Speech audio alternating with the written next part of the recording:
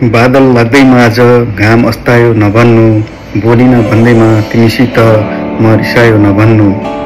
म त सधैँ तिमीलाई नै हेर्ने गर्छु, कहिलेकाहीँ आँखा झिम्काए भन्दैमा मैले भन्न खोजे नभन्नु। खोल्सामा पानी जम्दैमा त्यसलाई नदी नभन्नु, म उनीसित नजिके भन्दैमा म तिम्रो होइन नभन्नु।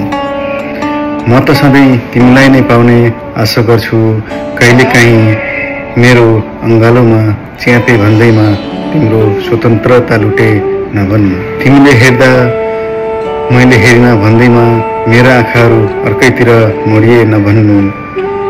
तिमी बोल्दा म बोलिन भन्दैमा मेरा ओठहरूले तिमीलाई चाहेनन् नभन्नु। म त सधैँ तिमीलाई नै माया गर्ने गर्छु, कहिलेकाहीँ तिम्रो अङ्गालोमा म निदाए भन्दैमा मैले तिम्रो निन्द्रा खोसे नभन्नु। तिमीले अङ्गालो हाल्दा मैले वास्ता गरिन भन्दैमा मैले तिम्रो माया बुझिन नभन्नु। खास म तिम्रो न्यानोपन र नसालु हेराइमा टट्ठ परेको थिएँ।